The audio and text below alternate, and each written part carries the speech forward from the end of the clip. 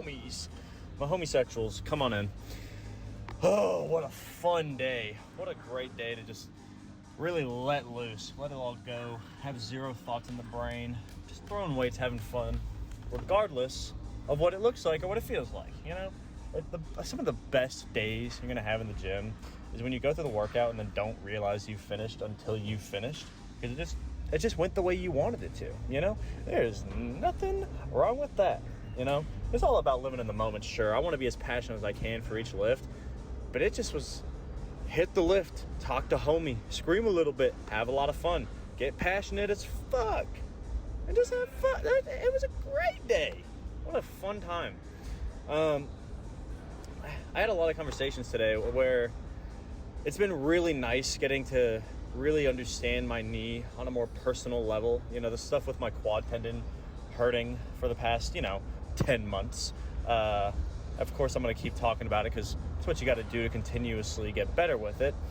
And I tell people all the time, even though you may have something that appears to be chronic, every time you manage to build strength, progress, do something positive with that chronic inability, that chronic limitation, you come back not just stronger, but also faster, more efficient, to be a little bit more precise. Every single time you get over the same issue, as long as you prioritize your body's physical health and not let the numbers take hold of your ego, then yeah, you can always come back stronger every single time, as long as you take it at your body's pace. Even though, about 11 months ago, 10 months ago, about to the day, I was squatting 455 for a top set of 2, and I'm only just now really getting back to that point. Doesn't mean I haven't made any progress in this long amount of time. And again, I say long, but it's really a construct. It just appears or feels long in the moment, but then the moment you get that confidence back, that control over your body, over what you want to put your passions into, not just what you need to put your passions into, but what you want. That's when you really start embracing that progress and realizing it wasn't at that long a period of time as you may think. I want to lift for the next however many decades. I haven't even lifted for 1 decade, and I want to do several. So what am I getting mad about one measly 10-month period where I not only have the best technique I've ever had, the best strength, and the best rehabilitation skills and experience? I can't complain. And when it comes to dealing with pain, it seems bad at first, especially when you really don't know anything about it. One of my homies made a comment that stung a little bit, but I understand it. I say it a good bit in these videos that I'm beating a dead horse sometimes when I say that I'm recovering, because he made the same comment. He was like, kind of seems like you're always in a recovery week. And I'm like, well, yeah, you're not wrong at all. And again, the main reason for that is I have a lot of experience when it comes to injuries. I have a lot, more than I would want. But, I wasn't coached in this stuff, and I just jumped into it with a egotistical brain instead of a smart one. And that's how everybody starts when you're younger. It's inevitable that you got to mess up to learn, to be the best version of yourself you can. The best lifters aren't the best because of having a lesser amount of injuries. It's the way they overcome said injuries, with maturity. And I have always dealt with injuries in a sense of it's a one-time, ow, that really hurt really bad, I'm going to take some time off, stretch it out, and then eventually you just get that strength back, and there's no thoughts about it. You just get back on, and it feels like nothing ever happened by the time it recovers. I've never had something that feels chronic, something that's reoccurring. Every couple months I hit a really good high, and then it gets stopped by a pretty unfortunate low that is really just because of my inability to be consistent with what's required for this kind of a thing. And I say it all the time, it's not fair per se. It's not what I want, of course. I don't want to feel pain. But if it's just pain is manageable, man. A lifetime injury, that's not manageable. You're going to have to be limited forever. You're never going to be able to do the same thing you were. If it's like a permanent, your bones, joints, nerves, ligaments, something is messed up, tendons, But for me, it's just pain. I think it might just be a buildup of scar tissue around the quad tendon maybe, or just, it could just be overstrained from so many years of squatting with a bad walkout, because that was something I also learned, where my right foot was consistently in front of the left, and I never realized until the weight just got heavy enough to where it started hurting. Now there's no pain. And, it sucks that every single workout I have to start with doing as high an incline on the treadmill, walking backwards for a minute or two, just to warm up my quads and my knees. And then I end every workout doing the sled pulls, just to make sure that I have that confidence on them and keep the blood moving, get that strength in the tendon specifically.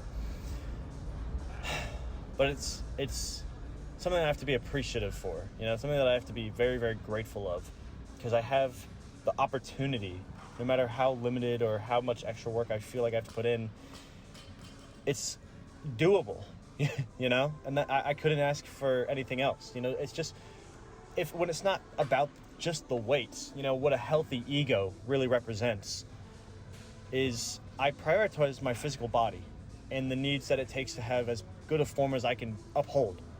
But if I have everything locked in exactly where it needs to be to allow my body to work at its own pace without any pain, that's when you can push the ego, It's not like I just lift very mediocrely and just go in and just be like, oh, well, that felt okay. I'm going to just stop there so I don't do anything remotely hard. You'll hear me scream on the squat today. Yeah, I go fucking hard in the paint, damn it. But it's more so about aligning the list of requirements, the prerequisites that your body needs to work at full force without there being even a single doubt in your mind that you are going to crush whatever you do. And that's what I want to uphold when it comes to these lifts. Not just a want or a, not just like anything basic, but like a genuine need, that innate desire to just want to go beyond what I've ever thought of, the idea of like, in this upcoming program, I'm going to do 3 top singles at the end instead of 3 top doubles, going to try out a new rep range. And what I really want to try is getting consistent with those heavier weights that I'm never really as consistent with, because typically the higher volume weeks tank my fatigue to where I can't go as heavy as I want. Like this recovery week is really great for that, just because I don't have to worry about any volume or reps or sets. It's just doing a hard technique at a high heavy weight that's comfortable for the technique. So it's just the idea, what really fuels that kind of ego is just the fact that right now, I might peak at like, let's say 3 singles at like 445, something like that. But man, it's just the fact that this is why I don't like maxing out. I much rather love the idea that although 445 for one right now seems completely doable, and I know I can do it, which is the point, it's the fact that within a year, most likely, as long as I keep on that consistent track I've been holding up, there's potential that I could hit several sets at 495. 5 fucking plates on each side. Are you kidding me?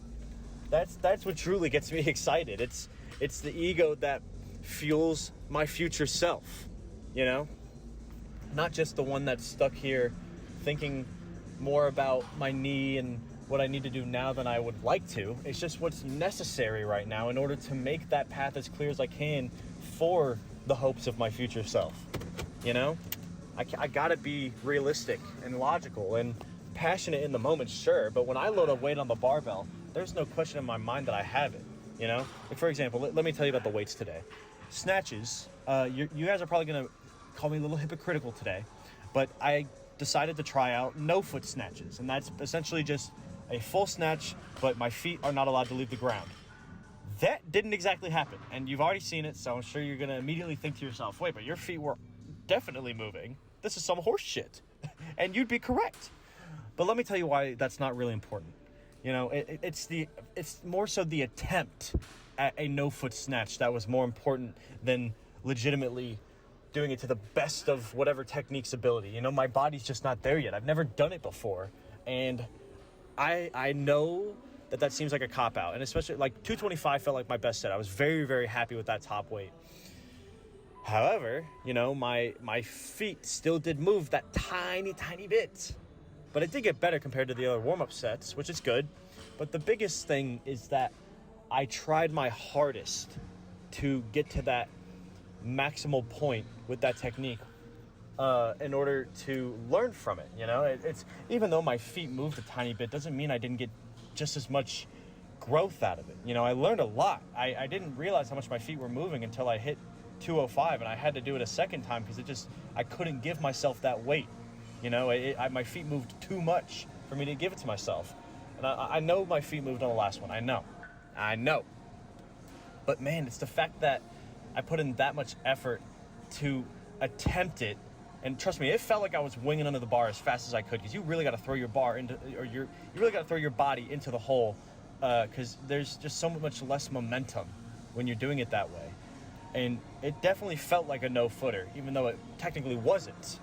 And that's okay. You know, look at people doing powers. A lot of times people power below 90 degrees, and a lot of people say that that's cheating. And no, if somebody's ass to grass is way lower than a little bit below 90 degrees, then it's still a power. It's the fact that you're attempting to stop yourself before you get to that full ass to grass position. Like myself today, I succeeded in doing as close to no foot snatch as I could. That I didn't get the full jump off the ground, slam my feet. You know, I'm telling you now, I did not get that full whip, jump, and smack my feet on the ground as loud as I want to. It truly felt like I was doing a no-foot snatch, and that is what's important. And then I'll be able to grow from that and do it again next time better.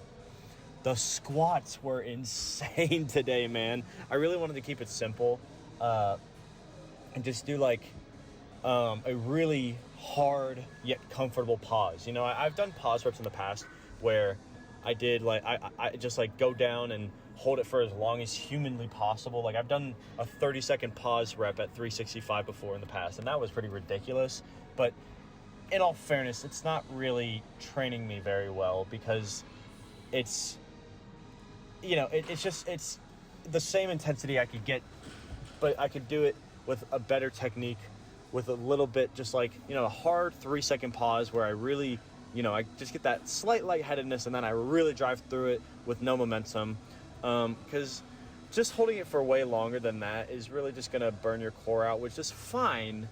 But like, it just seems so inefficient now. You know, I don't think I get the same growth out of it as I would doing something like this today. And then again, 425, not to spoil you, but I'm spoiling you. 425?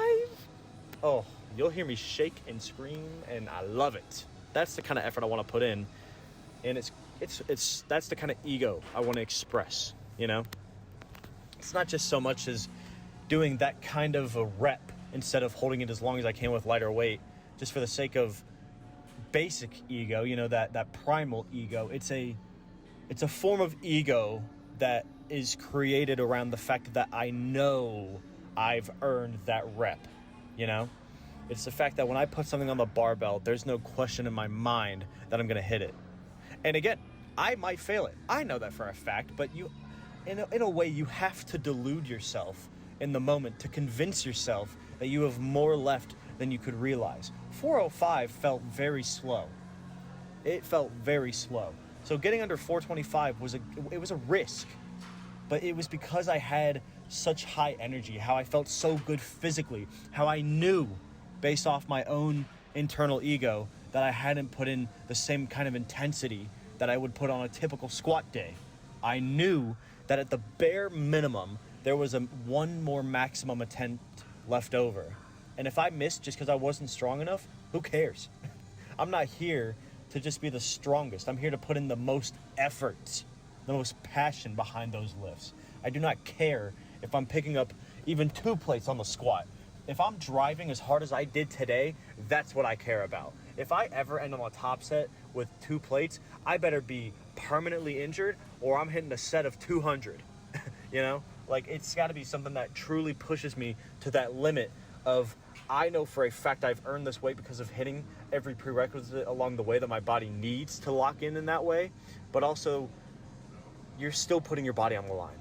You never know what's going to happen. When my knee first got hurt and the tendinopathy first started taking over, it's kind of like tendinitis inflammation. It was on one of my best squat days of my life. I hit 445 for 4, no sleeves, no belt, no nothing, just doing it. It felt great, felt wonderful. And then the next day I woke up and I couldn't move my leg. You know, these injuries can hit you like a truck, and you'll never know when they're going to happen because, quite frankly, we're human. And you get to a point, regardless of age, body shape, bone length, anything. You never know what's going to limit you compared to the majority of people. And when you get hit with that wall, with that reality, all you can do is get back up and adhere to your new body's capabilities. So physically, oh man, it just was such a fun day. I gotta give it, man, 9.6 for sure. I think that the snatch wasn't as crazy good as I would typically like it to be, but really, really good lockouts, incredible technique. This is the best my snatch has felt in a while. It just, like, everything was there. Everything lined up the way I wanted it to. It just wasn't a day where I could really go as heavy as I would want to as well, you know? Not like the squat. Now, the squat, however, the stars fucking aligned. That makes me feel like I can squat 475 right now with no fucking belt. God, that is insane. The fact of imagining 4 plates and a 35 on each side. Oh, man. Oh, man. We're going to get there at some point. Mentally, man, 9.7, easily. It's a really good day, just over the physical. Everything lined up. And if I'm going to have a great day in the weights, it means I'm going to have just as good, if not better, a day mentally, because that's what fuels my passion. You know, my hope is to always have higher mental days than physical, because that means that not only am I having a great time in my personal everyday life, but I'm also enriching it through the effort I put into the physical effort these weights require. You know, I love it. couldn't get happier with it, honestly. But anyway, we'll be back tomorrow. I got a clean and jerk variation and a bench press variation. That'll be the last day of the recovery week before I jump back on the new program. I am so excited to try some new stuff out because I am peaked right now. Let me tell you what, I'm peaked to hit something different. And I'm telling you what, I am so steadfast right now. I'm going to make so much progress. I'm so excited. I cannot explain it. It's going to happen. There is no question. I'm going to do it, no matter the cost. Don't care how much weight I put up. I'm going to make progression. Just to even further build up not only the requirements, but also the fuel of the ego that I want to express, you know? So thanks for hanging out. You know, I got a yap, as I do.